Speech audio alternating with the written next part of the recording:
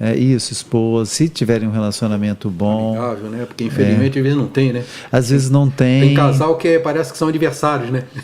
Tem, não, tem uma fase no relacionamento que é justamente essa questão da disputa, quem pode mais, quem é mais inteligente. Eu não sabia. E tem. Mas tão absurdo isso. Então, O casal ser adversário. Se não ultrapassar essa fase, muitas vezes as pessoas se separam. É mesmo? Infelizmente. Quem sabe mais, quem é mais inteligente, quem pode mais, quem manda mais. Eu nunca então, vi isso. Será que eu não... Em todos os meus relacionamentos, eu nunca percebi isso. Porque para mim é uma coisa tão absurda um casal, um ser adversário do outro. Será que então que talvez as minhas parceiras tinham e eu não percebia isso? Pode ser que sim, pode ser que sim. Nunca então, percebi. se isso não for ultrapassado, se não for superado, enfim, essas coisas podem colocar um ponto final. Mas é essencial. É um absurdo. Concordemos que não, é um absurdo. Só que é uma coisa muito nossa, infelizmente. A gente tem uma coisa de disputa muito acentuada. A gente está todo o tempo. Caramba, se a gente com quem nós... seu marido, com a sua esposa? Com quem nós nos comprometemos a dividir a vida. Caramba, mas que tipo, como é que é isso? Quem sabe mais, quem mais é inteligente, quem é mais inteligente, quem é que pode mais, quem é que manda mais. Então infelizmente, são situações assim comuns e novamente, se elas não forem ultrapassadas, superadas, muitas pessoas... Vai destruir o carro mesmo. Exatamente. Então, voltando... Desculpa, você ia falar alguma coisa?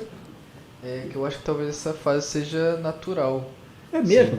Porque a gente vê, pelo menos na natureza, né, os casais, né, macho e fêmea, o macho tem que demonstrar que ele é apto a ser o líder da família. Então eu acho que essa é uma fase natural de teste que se passa. Mas isso para mim... tem que ser feito de forma saudável, né?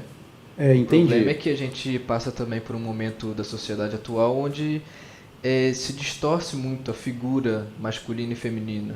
E é por isso que causa muitos problemas. De serem concorrentes, né, e não complementares, né? Na verdade, o homem e a mulher eles se complementam, né? Eles concorrem entre si. Esse é o olhar.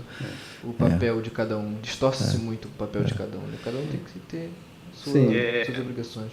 Agora, me parece o seguinte, talvez haja uma nuance nisso daí, não sei se eu estou equivocado, entre a concorrência, o que o Lucas colocou agora, entre a concorrência e a necessidade que isso para mim é uma coisa animal.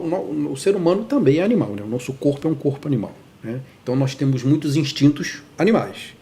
E para mim, às vezes eu percebo que essa necessidade que a mulher muitas vezes tem de ver um homem que ele é forte, que ele é dominador, porque ela busca, consciente ou inconscientemente, ela busca aquele homem que seja competente para resolver as questões da vida que vão surgir. Então isso nos animais é muito claramente, né? Às vezes a fêmea, ela, até no momento ali do ato sexual que seja, ela resiste porque ela precisa saber se ele tem saúde suficiente para, mesmo fazendo força, brigando com ela, correndo atrás dela, mesmo assim se mantém viril para ter o relacionamento sexual. Isso significa que ele é saudável e vai gerar filhos saudáveis. Tem também uma espécie de quadrúpede que a fêmea ela estimula o macho, e depois que ela vê que ele está afim dela, ela começa a sair correndo. E ele tem que correr atrás dela, e eles ficam quilômetros até a fêmea cansar e ele conseguir alcançar ela. Se ele não tiver saúde, ele não consegue terminar o serviço. Por exemplo. Né? Por exemplo. Gostou desse corte? Assista aqui o vídeo completo.